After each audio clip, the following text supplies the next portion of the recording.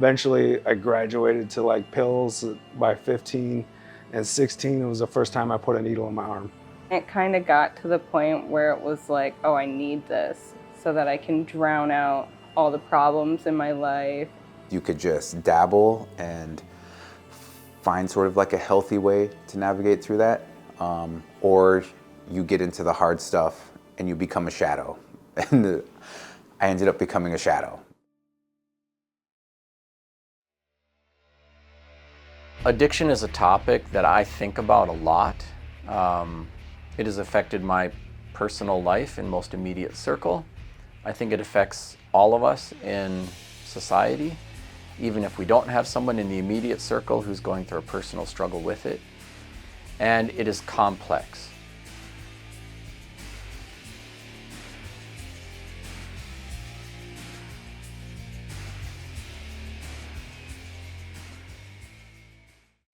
I feel like a lot of us, that struggled through those addictions, we're dealing with our own trauma, but not only we're dealing with our own trauma, but we're dealing with the trauma of our parents and their parents.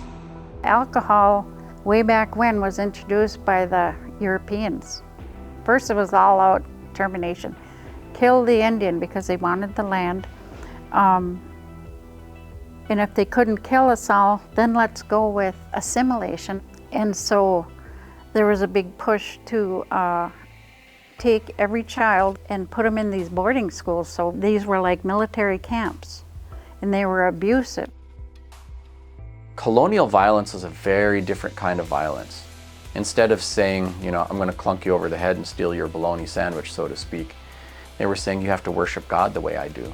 You have to speak the language that I speak, not the language you speak. It was about erasure. And so I think you can see the beginnings of trauma responses, including their connections to different kinds of addiction, even in the very beginning, 1600s, 1700s, and it escalates. If you imagine by the end of the 1800s, not only has there been tremendous violence visited upon the population, but the children taken away and sent to schools where they receive lots of harsh physical discipline and no nurture. And so you see an escalation in the trauma responses in the late 1800s. And they don't really start ending the residential boarding schools system until, World War II. The stories of Native community members continue to reveal the struggles of addiction. It makes sense as to why our people turn to alcohol and drugs. When your children are taken, when your culture is taken, your identity is taken. You have nothing left. So you're more vulnerable to drugs and alcohol. All humans have trauma somewhere in their family tree. And when somebody experiences a trauma, it does things. Children that grow up in a drug-induced environment, over time, this highly affects a child. And then they can't regulate themselves, they can't sit still. And that looks like ADHD, attention deficit hyperactivity disorder, but it is not, it is trauma. My mom was on drugs really bad growing up, in and out of treatment, I think 2 or 3 times before I was 12. So by the time her addiction had really got her pretty bad, I basically kind of left and was on my own. I was drinking every day, I was doing whatever drugs was there every day from when I was 12 till I was 14. When I was 14, I basically completely stopped because my cousins that were younger than me were also only around our family that had been on drugs or drinking. And I kind of really realized that no one was going to come save me unless I go to foster care. And I didn't want to do that. I was too scared to be separated from my younger cousins. So I kind of just told them, like, hey, if you guys can hold out till I'm 18, I'll make sure that I have my life together and you can come live with me. Through the stories of those in a drug-free community in Minneapolis focused on the arts, we'll hear from people in recovery actively battling addiction with the support of their community. Well, I had grown up in a house with 8 other people in a 2-bedroom house. My dad struggled with, he had learning disabilities, which held him back a lot. When I was going to school and everything, like for, whatever reasons, I found myself angry a lot. I think a lot of Native American men struggle with anger that they don't know where it comes from, and they don't know how to express it. They don't know how to, like, in a healthy way, release it. So I think that, is maybe part of the intergenerational trauma that, I'm dealing with today. Like, I come from a place where, like, struggle and survival. In my therapy, like one of the main things that I'm acknowledging was that when you go through all these struggles and stuff, your body reacts to those things. And so, like, when you're not going through struggles anymore, your body's still looking for those things. Like, it wants to create these, like, things because that's what it's used to. I started out doing marijuana, smoking cigarettes, a little bit of alcohol and stuff like that. And then eventually I graduated to, like, pills by 15 and 16. It was the first time I put a needle in my arm. So I had my fair share of doing heroin, and then I had my fair share of doing, like, meth and all them other drugs. Like, I did that until I was 24.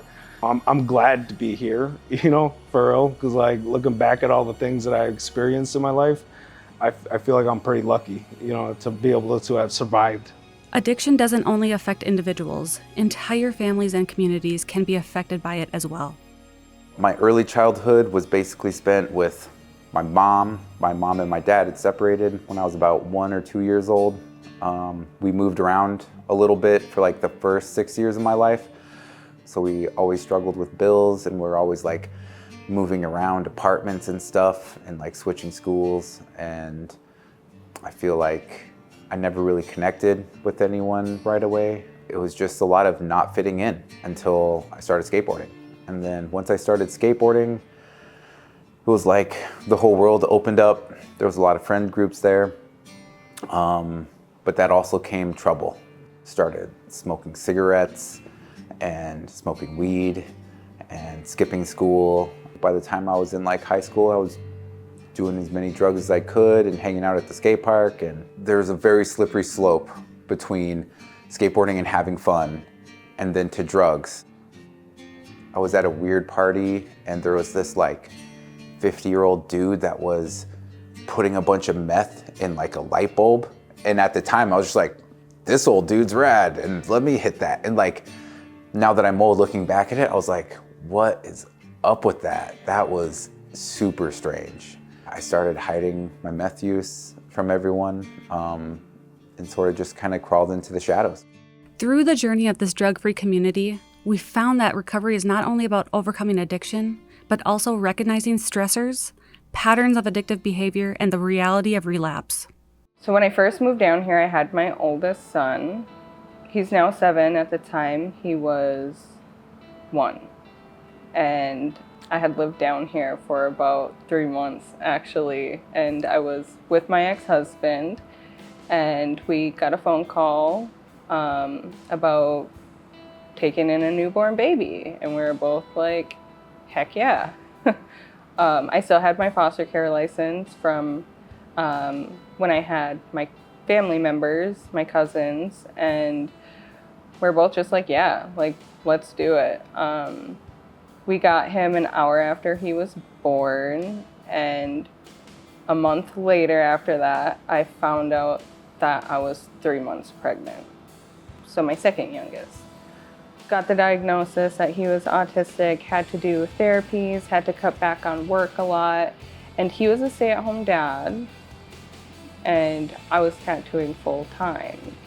We didn't expect to move down here and have, 4 kids within the matter of, like, 2 years of us living down here during that time, because we were both super overwhelmed. And I started having a glass of wine every now and then. And I was like, it's fine, I'll just have some wine, paint a little bit, it'll be fun, relax my nerves. With everything happening in my life, I quickly took a downturn and started drinking really heavy. So my ex-husband and I ended up getting a divorce, and that is when my drinking got really bad, because at that point I was like, I don't know how I'm gonna do it. I don't know how I'm gonna be a single mom of 4 kids and tattoo full time. And I kind of was just like, I don't want to have responsibility anymore. And I felt even more guilty for feeling that way because I'm a mom. You should always think of your kids first. For many who struggle with addiction, it is not unusual to hit bottom. My first go around with meth was like super bad because there was no one there to stop me. I had just turned 18. I moved out into an apartment and it just spiraled so fast. And I ended up stopping for a little bit. My mom came and took me out of my apartment, and like I weighed like 100 pounds and I was just sick. I start like hanging out with like my good skateboard friends again, and then we all got introduced a lot to like ecstasy, stuff like that. And then that was just so similar, and like the hustle was so similar that it was just the next addiction, and got right back into meth and doing a lot of cocaine and selling cocaine. I did end up getting raided at me and my mom's house when I was 20 years old. And I had a bunch of drugs in the house, a bunch of meth paraphernalia, but they were like, be prepared to get consequences or work with us. Well, we're gonna put this ankle monitor on you and you have until Monday to come into the office and be prepared to go to prison for the rest of your life. And Sunday night, I cut off that ankle bracelet and I ran to Minneapolis. And so I pretty much have been here ever since. When I started tattooing, there was meth in the shop. I started doing meth, and I was in a tattoo shop for like a year, and then basically sunk it all into meth for like the last 15 years. Yeah, it was a pretty harsh cycle. I went to prison the first time and we pretty much just got high and tattooed in there. And it was just for a year, but it felt like a long time. But once I got out, it felt like it was a couple weeks. Immediately went back to drinking. Got in a lot more trouble that time after I got out. And within that like year and a half, by the time I got picked up again, I had racked up like 40 felony charges. They were talking big numbers. They were like, oh, you're looking at 200 months. And I had some pretty intense burglaries in there, first degree sales, first degree possession. And I remember sitting there and I'm like, I'm sick, like I'm not well. And I'm like, either I can make a commitment to being sober or I can make a really large commitment to just being a criminal for the rest of my life. And, I ended up making that choice that day. After hitting bottom, Willard had a moment of clarity and began the journey toward sobriety, eventually helping others gain sobriety too. I think a big part of why I got sober was because one of my babysitters was actually my younger cousin that I took in when I was 18. And I just kind of walked through the door one day, hungover, super sick, like can barely keep my eyes open. And she just looked at me and she didn't really seem mad. She didn't seem upset. She seemed more hurt, if I'm being honest. She said, hey, you're turning into our moms. You're never here anymore. We miss you.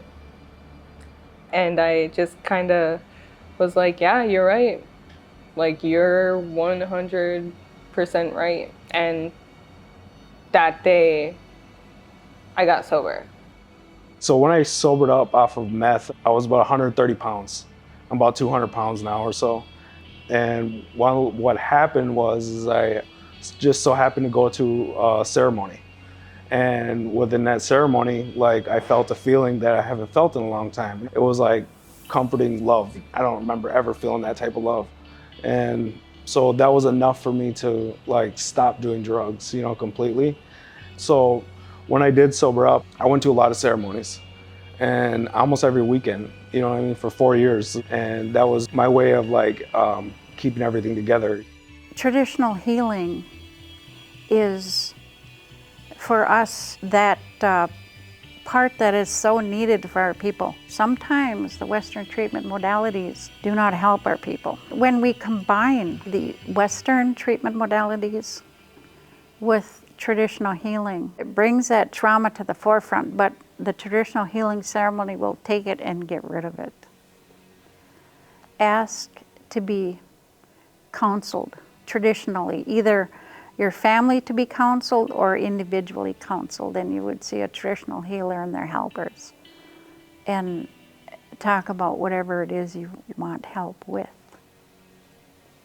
Google Indian Health Service, because Indian Health Service is nationwide.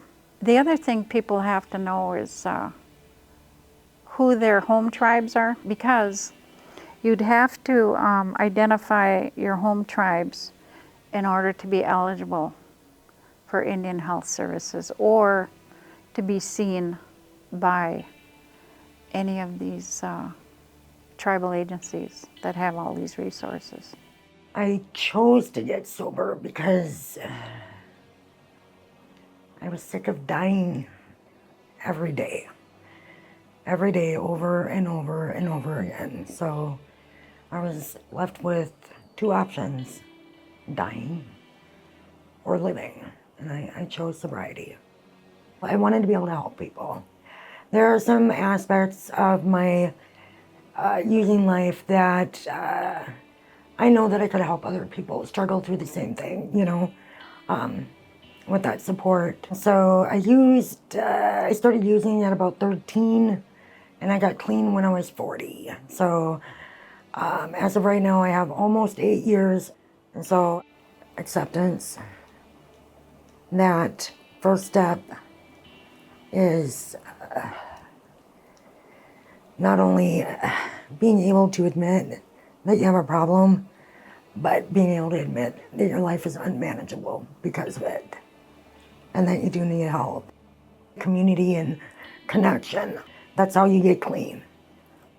You look for other addicts, other alcoholics, and you can normally find your people at meetings. There is AA, there is NA.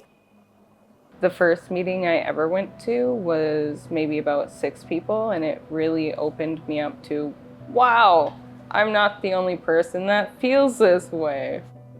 And so there is a meeting app that you can download on your phone, and no matter where you're located, it'll find meetings for you, either within your area or wherever you need to be. There's absolutely Zoom meetings everywhere.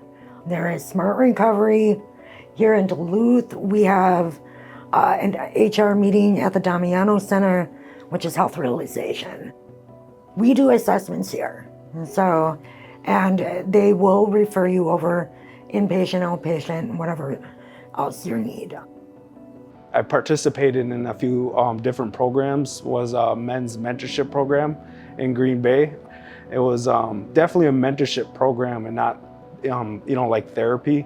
So it helped me just talking to people, being communicative is a big step, because that's something that I struggled through in my life, and it caused a lot of frustrations which would set me back. We are worthy and deserving of recovery, and that means the people, because it is a family disease, that means the people that we love and surround us, our connections, our support, they are deserving of having us free. When I was in prison, what I recognized as an art tutor is that art supplies can really change someone's life. As an art tutor, I saw people that would normally be different races and not enjoy each other's presence when we were in the art studio. None of that mattered. We were just people making art together. And I think part of the nonprofit that I've literally invested all my time into, Art Shelf, is that there is power in the fellowship of creativity, and there is truly medicine in art. And I think that, creativity is one of the, underrated, underutilized avenues of wellness. So Willard put together a recovery art night every Friday. Art has really helped me with my recovery process because I feel like it's an escape. That escape that I thought I was getting from drinking, I actually get it even more from painting. The event tonight, we just want to provide a safe, creative space for people to come and share in that fellowship, but also hear a story from an artist in recovery. And I think that, people are attracted to it and kind of experience that magic. And, it's open 7 to midnight. I feel like artwork is like my medicine, It's a way for me to meditate. It's a way for me to, express myself. I'm at a point in my life where, I'm not struggling, but I still have to deal with those things. And that's, part of the addiction. So it's important to say not only bad things get passed forward, good things get passed forward too. So we have historical resiliency, not just historical traumas. How much love and time is it going to take? But the thing is like the seeds of happiness, you never know when it's going to happen. You don't know when it's going to start growing. But just know that if you have enough patience and you're willing to be bored, eventually things will start happening. And that was it. I spent a lot of time just loving myself and working on myself, working on my art. And before I knew it, sure enough, after years now, there is fruits of being sober.